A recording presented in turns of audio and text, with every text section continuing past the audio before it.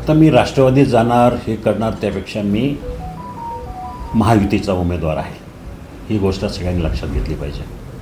ह्याच्यामध्ये पक्षबदल पक्षप्रवेश ह्या गोष्टी दुय्यम राहतात. हे ह्यासाठी की ह्या मतदारसंघामध्ये महायुतीचा उमेदवार निवडून येणं गरजेचं आहे आणि त्यासाठी जे जे करावं लागेल ते त्या सगळ्या पक्षांचं योगदान याला गरजेचं आहे.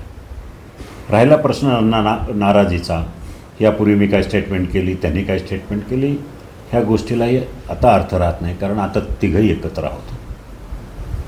तिघंही एक दिलानं एक मताने एकत्र आलो याचा अर्थ बाकीच्या गोष्टी भूतकाळात सोडायच्या असतात.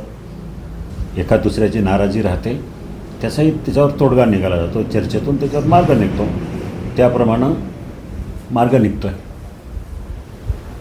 कधी असेल साधारण पक्षप्रवेश? आणि मी तुम्हाला पुन्हा सांगितलं पक्षप्रवेश ही दुय्यम गोष्ट आहे.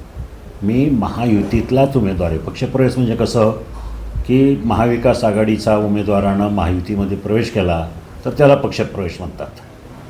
ह्याच्यामध्ये उमेदवाराची अदलाबदल आहे आणि दोन्ही पक्षाला वाटलं पक्षप्रवेश आहे तर होईल, जसं नावं जाहीर होतील त्याप्रमाणे होईल. आपल्याला कामाला लागण्याची सूचना दिली आहे. आपली अधिकृत घोषणा साधारणतः कधीपर्यंत होईल? ते सांगतो ना, ही माझी एकट्याची होणार नाही. महायुतीमध्ये मी एकमेव हे नाही आहे. 20 नावं भाजपकडनं जाहीर झालीत, त्यांची जी निर्विवाद नावं आहेत त्याच्यात वाद नाही अशी नावं जाहीर झाली. आता उरलेले 28 जी नावं आहेत त्यात भाजप त्यांची काही नावं जाहीर करतील, शिवसेना राष्ट्रवादीची नावं जाहीर करतील, ते एकत्रितपणे जाहीर करतील.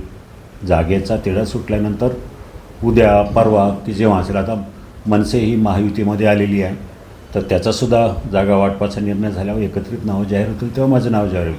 पण नावं कधी जाहीर होईल ह्यापेक्षा मी उमेदवार म्हणून आहे हे ऑलरेडी सगळ्यांनी संकेत दिलेला आहे, तशा सूचनाही स्पष्ट झालेल्या आहेत, त्यामुळं तसा काही वाद राहिलेला नाही.